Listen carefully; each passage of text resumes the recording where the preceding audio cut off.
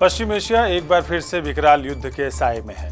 Iran और Israel के बीच ताज़ा संघर्ष ने पहले से ही अशांत क्षेत्र में तनाव को और भड़का दिया है। इस युद्ध का असर यमन, सीरिया, इराक और लेबनान तक फैलने लगा है, जहां पहले से ही पिछले 2.5 दशक से हिंसक झड़पें और गृह युद्ध चल रहा है। अब ब्रिटेन ने भी स्थिति की गंभीरता को देखते हुए अपना युद्धपोत रेड सी की ओर रवाना कर दिया है। इधर यमन के ईरान समर्थित हूती विद्रोहियों ने सुएज नहर के वैकल्पिक मार्ग बाब अल मंडब जल डमरू मध्य को बंद करने की धमकी दी है। दरअसल पश्चिम एशिया के मुख्य 15 देशों में से 8 देश पिछले 2.5 दशक से युद्ध या गृह युद्ध के संकट से जूझ रहे हैं।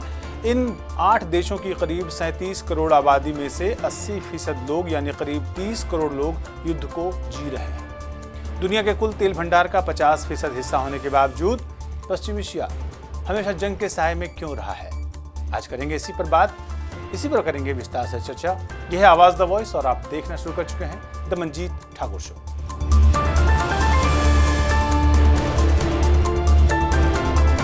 अगर आप सोशल मीडिया पर सक्रिय हैं तो आपके टाइमलाइन पर इजराइल और ईरान के एक दूसरे पर किए जा रहे ड्रोन और यहां तक कि बैलिस्टिक मिसाइल हमलों के वीडियो तैर रहे होंगे।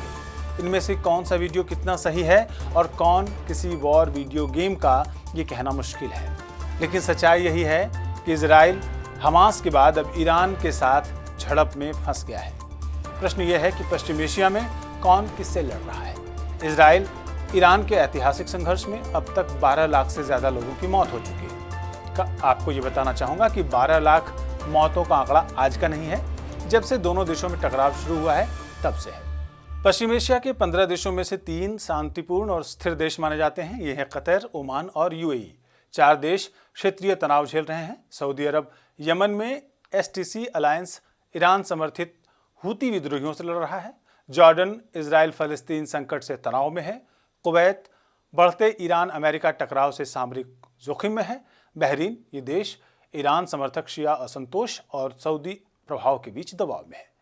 इधर ईरान पर इजरायली हमले के बाद अंतर्राष्ट्रीय बाजार में कच्चे तेल की कीमत एक दिन में 13% बढ़ गई। आशंका है कि इस इलाके में युद्ध का दायरा बढ़ेगा। ये वही इलाका है जिसकी हिस्सेदारी वैश्विक तेल उत्पादन में 1/3 है। कच्चे तेल की कीमत $78 प्रति बैरल पहुंच गई है। मार्च 2022 के बाद एक दिन में सबसे ज्यादा कच्चे तेल की कीमत बढ़ी है। अब हम आपको बताते हैं कि पश्चिम एशिया के ये कौन से 8 देश हैं जो युद्ध या सक्रिय संघर्ष में शामिल हैं। पहला है इजराइल। 7 अक्टूबर 2023 को हमास के हमले के बाद, जिसके नतीजे में 1400 नागरिकों की मौत हो गई, इजराइल ने गाजा में सैन्य अभियान शुरू किया। दूसरा है ईरान। ईरान इजराइल और अमेरिका का सबसे बड़ा विरोधी माना जाता है और ईरान रेजिस्टेंस फ्रंट का मुखिया है, जो पश्चिम एशिया में अमेरिका, इजराइल और पश्चिमी देशों के खिलाफ सक्रिय प्रतिरोध के लिए बना है। ईरान यमन में हूती और लेबनान में हिजबुल्लाह जैसे प्रॉक्सी की मदद से जंग जारी रखता है। तीसरा देश है गजा, फलस्तीन। फलस्तीनी संघर्ष में अब तक 55,000 से अधिक फलस्तीनी मारे जा चुके हैं। चौथा देश है लेबनान। 17-18 सितंबर 2024 को लेबनान में हजारों पेजर और वॉकी टॉकी विस्फोट के बाद हिजबुल्लाह की कमर टूट गई है और वो कमजोर हो गया है। पांचवा देश है इराक। 2014 से 2024 तक इराक ने ISIS के खिलाफ लड़ाई लड़ी और अब वो ईरान और अमेरिका के बीच तनाव से जूझ रहा है। छठा देश सीरिया है। सीरिया में 2011 में अरब स्प्रिंग के साथ गृह युद्ध शुरू हुआ।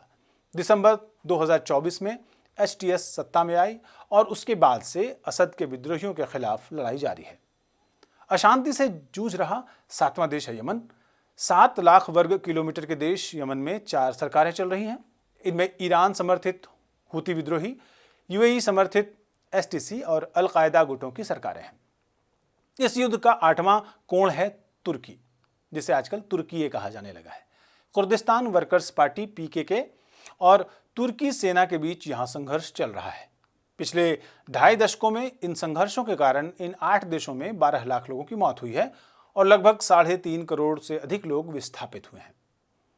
अब अहम सवाल है कि यहाँ इस इलाके में यानी पश्चिम एशिया में तनाव क्यों बढ़ा है? इसका सीधा जवाब है, इस क्षेत्र में रूस और अमेरिका के दखल ने तनाव को बढ़ा दिया है। इसमें एक अहम कड़ी है, रूस ने ईरान को परमाणु रिएक्टर दिया। सन 2000 के दशक में रूस ने ईरान को बुशेहर न्यूक्लियर रिएक्टर में सहयोग दिया, जिसका अमेरिका और इजराइल ने विरोध किया। रूस के सहयोगी होने के चलते ईरान अमेरिका के निशाने पर है। यूक्रेन युद्ध के दौरान ईरान ने रूस को भारी संख्या में ड्रोन और सैन्य तकनीक दी, जिसके जवाब में रूस ने उसे कूटनीतिक संरक्षण दिया। दूसरी अहम कड़ी है अमेरिका के निशाने पर ईरान का परमाणु कार्यक्रम। साल 2000 के बाद अमेरिका ने ईरान के परमाणु कार्यक्रम को वैश्विक खतरा माना और साल 2006 में यूएन में प्रतिबंधों की अगुवाई की। 2015 में ओबामा ने समझौता किया, जिससे तनाव थोड़ा कम हुआ, लेकिन इस कदम से इजराइल असंतुष्ट रहा। 2018 में ट्रंप प्रशासन ने डील तोड़ी और कड़े प्रतिबंध लगा दिए, जिससे ईरान और अमेरिका के रिश्ते बिगड़ गए। अब एक अन्य सवाल है कि आखिर ईरान वैश्विक राजनीति में इतना खास क्यों है? जवाब है कि दुनिया का 12% तेल और क्षेत्र में सबसे ज्यादा रेयर अर्थ मिनरल यहीं इसी देश में पाए जाते हैं।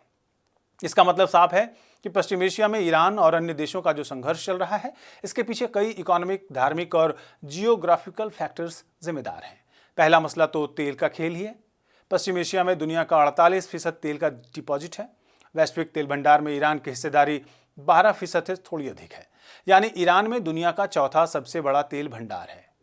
ईरानी मीडिया रिपोर्ट्स के अनुसार ईरान के पास पश्चिम एशिया में सबसे अधिक रेयर अर्थ मिनरल पोटेंशियल है। इसमें लैंथेनम, सीरियम, नियोडियम शामिल हैं।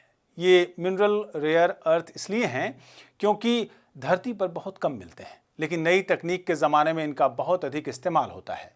इनका उपयोग मुख्य रूप से स्थायी चुंबक, रिचार्जेबल बैटरी, उत्प्रेरक और इलेक्ट्रॉनिक्स में होता है। तेल के अलावा एक बड़ा फैक्टर धर्म का भी है।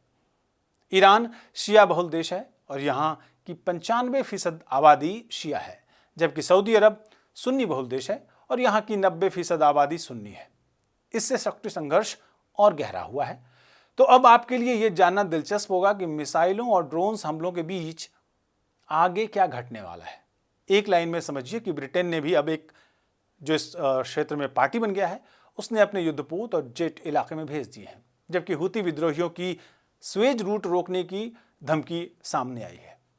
पश्चिम एशिया में ईरान और इजराइल के बीच बढ़ते सैन्य टकराव के बीच ब्रिटेन ने बड़ा कदम उठाते हुए अपने युद्धपोत और फाइटर जेट्स क्षेत्र में तैनात कर दिए हैं। ब्रिटिश पीएम कीर स्टारमर ने कहा है कि ब्रिटिश नौसेना के डिस्ट्रॉयर क्लास युद्धपोत और टाइफून फाइटर जेट्स को स्ट्रेटेजिक रूप से खाड़ी क्षेत्र में भेजा गया है। तो अब ईरान क्या करेगा? ईरान सीधे या अपने प्रॉक्सी नेटवर्क के जरिए अमेरिका के सैन्य ठिकानों को निशाना बना सकता है। ईरान असामान्य कदम उठाते हुए हूतियों की मदद से हार्मुज जलजमरूमध्य को बंद करके स्वेज मार्ग को बंद कर सकता है, जिससे वैश्विक तेल आपूर्ति पर असर पड़ेगा। अमेरिकी राष्ट्रपति ट्रंप के दबाव के बावजूद ईरान परमाणु वार्ता के लिए अमेरिका के साथ मंच पर आने को तैयार नहीं है। हालांकि अमेरिका के राष्ट्रपति डोनाल्ड ट्रंप ने दावा तो किया है कि वो ईरान और इजराइल में युद्ध रुकवा देंगे, पर उनके दावे में कितना दम है और कितनी सच्चाई, ये वक्त आने पर पता चलेगा, क्योंकि ईरान ने तो साफ कह दिया है कि मैं झुकेगा नहीं। आज तो मंजीत ठाकुर शो में इतना ही। इस मसले पर आगे कुछ होगा तो उसका विश्लेषण लेकर हम फिर हाजिर होंगे। तब तक दीजिए विदा मुझे यानी मंजीत ठाकुर को और हमारी पूरी टीम को। नमस्कार।